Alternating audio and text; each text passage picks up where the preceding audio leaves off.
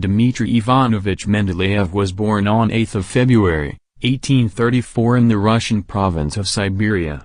His family was unusually large. He had 16 brothers and sisters. Aged 16, he moved to St. Petersburg, which was then Russia's capital city. He won a place at his father's old college, where he trained to be a teacher. Mendeleev had trained as both a teacher and an academic chemist. He spent time doing both before he won an award to go to Western Europe to pursue chemical research. Mr. Brown, tell us more about the periodic table. It would be interesting for us. The periodic table is a tabular arrangement of the chemical elements, ordered by their atomic number, number of protons, electron configurations and recurring chemical properties. Mr. Brown, I know that Mendeleev published the first widely recognized periodic table in 1869. He developed his table to illustrate periodic trends and the properties of the then-known elements. Mendeleev also predicted some properties of then-unknown elements. At the heart of the chemistry were its elements. What, wondered Mendeleev, could they reveal to him if he could find some way of organizing them logically? Wow. That's interesting. Tell me more, please. He wrote the names of the 65 known elements on cards, much like playing cards, one element on each card. He then wrote the fundamental properties of every element on its own card. He saw that atomic weight was important in some way. The behavior of the elements seemed to repeat as their atomic weights increased, but he could not see the pattern.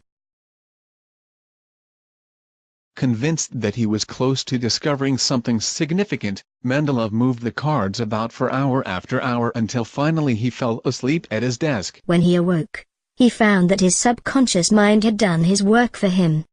He now knew the pattern the elements followed. Now there is a song that will help you learn more about Mendeleev and his periodic table of the elements. He was born in Russia in 1834. Hard work as a youth opened up the college doors. He always tried to be the best that he could be and chose to make his mark in chemistry. And who told the elements where to go?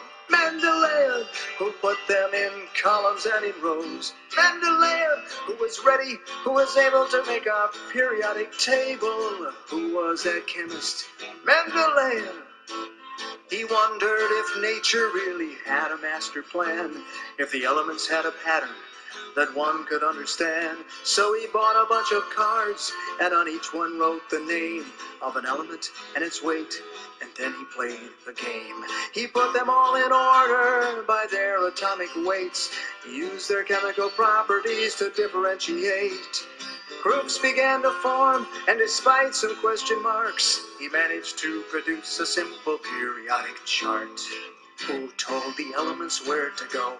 Mendeleev, who put them in columns and in rows. Mendeleev, who was ready, who was able to make a periodic table.